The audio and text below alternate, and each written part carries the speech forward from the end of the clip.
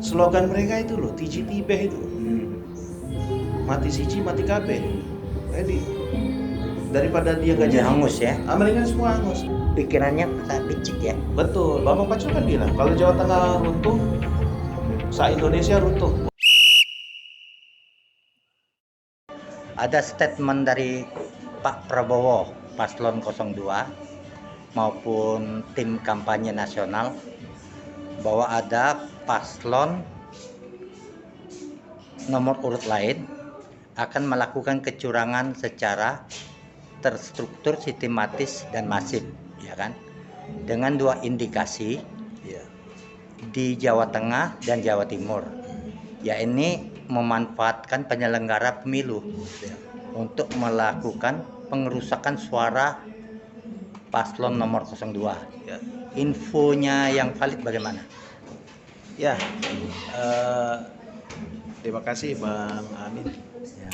Kemarin saya ditugaskan di Kertanegara untuk menyambut deklarasi relawan yang hadir ke rumah Pak Prabowo. Dan kebetulan di situ sebelum acara saya ada konferensi pers dari tim legal tim TKN Prabowo Gibran yang dihadiri oleh pimpinannya itu Pak Habibur Rahman, Dr. Habibur Rahman. Beliau anggota Komisi 3 ya, DPR RI di bidang hukum. Selain dia juga sebagai pengacara. Nah, di situ dipaparkan kepada media dan ini juga konsisten dengan yang disampaikan oleh Pak Prabowo bahwa kita punya rekaman, punya bukti mengenai pengumpulan petugas pemilu di Jawa Tengah di salah satu hotel oleh salah seorang pimpinan partai politik setempat di Jawa Tengah, di mana pada pertemuan tersebut disampaikan kekhawatiran yang bersangkutan sebagai pimpinan partai politik setempat mengenai menurunnya suara paslon koalisinya. Nah, kepada para petugas pemilu, KPPS, PPK, ya, Panwas dan lain sebagainya, orang ini menganjurkan untuk melakukan sebuah perusakan kertas suara. Jadi suara 02 ini sudah tidak bisa dibendung. Salah satu caranya ya dengan merusak kertas suaranya. Disinyalir melalui alat apa merusak? Mereka diinstruksikan untuk memasang paku di mejanya itu. Oke. Di meja PPS nanti di tiap TPS panitia pemungutan suara. Nah, nanti ya entah dengan cara gimana lah, begitu dilihat kertas suaranya mencoblos 02, dia akan coblos lagi gitu. Jadi sehingga rusak kan tidak sah. Oh ya, satu lagi di Jember, Pak. Di Jember ya. Di Jember kemarin ada acara training for trainers. Para penyelenggara pemilu sana, dan di situ mereka menunjukkan gestur seperti ini. Kita ada videonya. Dan sudah disampaikan ke media kemarin dan sudah diteruskan juga ke Bawaslu. Jadi kalau cara begini kan cara pemenangan dengan cara tidak halal ya. Cara-cara haram ya kan dilakukan. Menghalalkan segala cara ya. Nah, sebagai aktivis pro-dem ya, pengamatan Anda kecurangan ini bisa diceritakan enggak yang terjadi dari pengalaman negara-negara yang masih berkembang, ya, rejim fasis, ya, despotik yang melakukan kecurangan ini? Ya, kalau rejim despotik dan fasis ya tentu saja mereka membuat pemilih itu seolah-olah demokrasi, padahal semua sudah disetting, semua sudah diatur dan bahkan ada pemaksaan yang disertai dengan sanksi Ya kita juga pernah mengalami waktu zaman Orde Baru, mana ya zaman udah berubah ya, tapi kita bicara masa lalu. Kalau yang nggak milih Golkar kan nanti dieliminir karirnya gitu kan, dihambat, kemudian daerahnya juga tidak dibangun. Termasuk pengerusakan suara ya, di basis suara partai lain ya. Betul, pengerusakan suara ini kan prosesnya dari mulai distribusi, kemudian pelaksanaan pada hari H dan pasca pemungutan suara. Nah ini tiga-tiganya memang harus diawasi Pak. Distribusi ini ya seperti tadi di Taiwan baru didistribusikan ke sana ternyata sudah tercoblos ya, nomor 3 sudah rusak lah, kita bisa sudah rusak. Kemudian nanti pada saat pelaksanaan kita ingin supaya masyarakat ikut mengawasi. Baik Pak Haikal mereka kan sering meneriakkan netralitas ya. Ternyata kebongkar paslon nomor 3 atau PDIP sendiri yang melakukan tindakan-tindakan yang melanggar atau kecurangan tersebut. Betul. Ya. Mereka maling teriak maling. Ya, pakai metode bendera palsu ya, false flag ya. Jadi seolah-olah mereka teriak curangan, hati-hati, padahal dia sendiri yang melakukan. Nah, tadi Anda sempat menyentuh ya di masa Orde Baru itu dilakukan oleh partai berkuasa dan situ. Ya. Maaf kita sebut aja ya biar fair ya. Partai Golkar ya kan, partai yang penguasa. Kan zaman udah berubah. Zaman sudah berubah melalui pertandingan fair play ya. Nah sekarang ini peran-peran yang melanggar hukum ini, tindakan tidak demokratis dan curang ini, sekarang diambil alih oleh PDIP. Betul. Begitu kan? Kelihatannya seperti itu. Maka suatu partai kalau terlalu dominan itu sangat berbahaya ya. Sangat berbahaya. Sangat berbahaya. Nah kita tahu bahwa PDIP ini menjadi federaling party sudah 10 tahun ya. Sekarang ya mereka ingin hat-trick, ingin terus ya kan.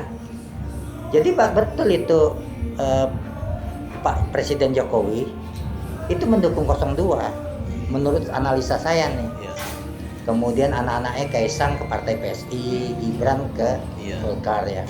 Agar tidak terjadi dominasi suatu kelompok.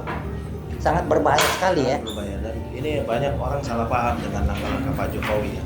Kita lihat bukan cuma PSI yang dibesarkan, Prabowo yang dibesarkan, Demokrat juga dibesarkan ya. Dirangkul, diajak bareng AHY gitu ya. Itu kan ya membesarkan partai. Iya, jadi PAN, Julhas. Betul. Jadi benar yang Bapak bilang, ini Pak Jokowi ini pengen supaya tidak ada dominasi satu parpol yang sangat menguasai sehingga berpotensi untuk merusak tanpa kontrol.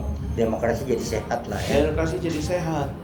Dan ini juga kenapa saya curiga bahwa atau mengindikasikan kecurangan dilakukan oleh 03, pihak 03. Kenapa? Karena slogan mereka itu loh, Tiji Tibeh itu. Mati siji, mati kabeh. Jadi daripada dia nggak jadi hangus ya. Amerika semua hangus. Pikirannya tak picik ya. Betul. Bambang Pacul kan bilang kalau Jawa Tengah runtuh, se-Indonesia runtuh. Wah. Memang PDI yang bisa membangun peradaban ini kan. Artinya kan berbagi lah semuanya kan. Bergilir lah kekuasaan itu kan. Jadi makanya kan ada diadopsi itu kata-kata Tiji Tibeh itu diadopsi jadi Jarbe. Ganjar siji, Ganjar KB itu kan Tiji Tibeh itu sebetulnya apa ya? Filosofi yang destruktif sebetulnya. Iya. Tidak mendidik ya. Iya. Di budaya Jawa tuh kan banyak filosofi yang adiluhung ya, yang luhur. Nah, Tiji Tibeh ini filosofi yang berbahaya itu. Yang berbahaya itu nggak mencerminkan masyarakat yang beradab. Jadi harus sama-sama kita mengawasin ya. Nah kita sangat menyesal juga jika ada pihak-pihak kelompok Islam moderat ini. Mereka ini kan ingin mengurangi hegemoni PDIP dari dulu ya. Timbulnya 212. Mereka yang masumi nih ya, neo-neo masumi nih. Tapi kita sesalkan mereka anti Jokowi sebagai personal yang hanya 2 periode. Iya. Akan tetapi mereka menghalalkan untuk berkoalisi dengan PDIP. Betul. Padahal mereka tahu bahwa sebab musabab dari persoalan ini dari partai ini. Betul. Mereka hajar Jokowi dengan politik dinasti. Nah, menurut Profesor Jimli, politik dinasti itu ada di mana-mana. Ya. Di negara Barat sendiri sudah nggak ada problem itu karena melalui pemilu. Iya. Nah, bagaimana Pak Haikal, coba kasih yang terakhir? Iya, jadi ya itu tadi saya bilang Jokowi sebetulnya ingin membangun satu keseimbangan. Kelompok Islam juga diberi tempat, PAN diberi tempat, bahkan PBB. PBB yang mohon maaf nggak lolos PT itu dirangkul. Termasuk partai kiri Prima ya. Walaupun nggak lolos ini tapi dirangkul. Diwongke ya. Diwongke gitu. Nah, ini saya lihat justru bagus untuk membangun satu kohesi politik di Indonesia ya. Jadi jangan sampai satu kelompok terlalu dominan sehingga melakukan kerusakan di segala lini tanpa kontrol. Karena persoalan yang objektif inilah kita mau beralih menyadari bahwa Bapak Jokowi ini bapak dari demokrasi ya. Betul. Bukan dari agitasi orang yang bukan. Iya. Persoalan kepentingan sempit ini kan. Iya, dia menempatkan sesuatu di tempatnya. Dia nggak munafik. Dia bilang dalam undang-undang boleh presiden berpihak tuh boleh. Bahkan mengkampanyekan paslon lain boleh. Bukan dia berpura-pura netral tapi di bawah dia nggak gitu. Dia apa adanya. Dia sesuai undang-undang. Nah, selalu digoreng. Selalu digoreng. Padahal dia tunjuk fair play. Ya, dia fair. Cuma digoreng. Nah, begini saya lihat ya ada fenomena media pun tertentu ya. Saking mereka antipatinya seperti Tempo ya. Melihat Jokowi ini diliput, diinvestigasi demikian salahnya, ya. Kemudian apalagi ya saya agak lupa tuh. Jokowi ini digambar sedemikian rupa, padahal tidak dia. Dia bapak yang sangat demokratis. Nah, seperti ini. Mahfud itu kan setelah habis debat cawapres, saya ingat nih, debat cawapres. Agak kesel kata orang ngambek. Besoknya jumpa dengan relawannya. Ada tersirat statementnya dia akan mundur. Tapi dibikin oleh media breaking news, Mahfud mundur. Betul. Itu kan menyalahi prinsip jurnalistik, paham ya? Betul. Artinya orang yang misalnya ada persoalan orang cuma sakit koreng dibilang sakit kanker. Nah, inilah seperti buzzer ini media. Betul. Paham nggak maksud saya? Iya. Kita sayangkan itu dilakukan oleh media mainstream yang seharusnya menjadi filter dari buzzer-buzzer itu, ya kan? Sekarang orang bingung mau cari kebenaran kemana. Dulu kan orang informasi dibombardir dari sosial media, filternya kan di media mainstream. Kompas belum ngomong, di Tempo belum ada. Jadi rujukannya. Sekarang rujukannya siapa? Sekarang udah. Akhirnya rujukannya seperti medsos ini. Semua orang bisa berbicara sendiri, menyatakan kebenaran dia, ya kan? Dua tanda kutip tadi kan? Betul. Oke ya Pak. Ada lagi mau disampaikan? Ya, saya sih cuma pesan ke seluruh relawan 02 ya, rapatkan barisan dan ikut barisan penggerak pemilih. Kita selain penggerakkan pemilih ke TPS, ini ada tugas tambahan nih, mengawal keamanan suara. Insya Allah kita siap terkawal itu, kita pantau di tiap PPS. Jangan sampai ada kalau ada kecurangan langsung aja udah comot.